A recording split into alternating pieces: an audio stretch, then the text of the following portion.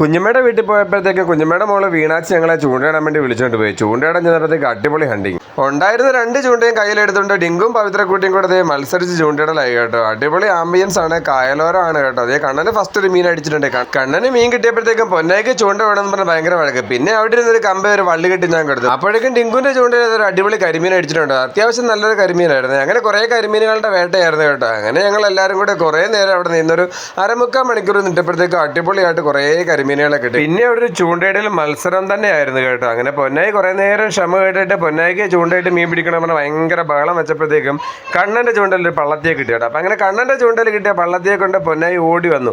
അങ്ങനെ ആ പള്ളത്തിയെ പൊന്നായിക്ക് കളിക്കാൻ വേണ്ടി കൊടുത്തപ്പോഴാണ് പൊന്നായി നടങ്ങിയത്. പിന്നെ പൊന്നായി ആ പള്ളത്തിയെ കൈ വെച്ചുകൊണ്ട് കുറേ നേരം അവിടെ കാണുന്ന വെള്ളത്തിലൊക്കെ ഇട്ടതിന് ശേഷം കൊണ്ട് നമ്മൾ മീനെ ഇട്ട് കളുന്ന പാത്രത്തിലേക്ക് കൊണ്ടിട്ട് എന്തായാലും ഒരു അടിപൊളി എക്സ്പീരിയൻസ് ആയിരുന്നേ.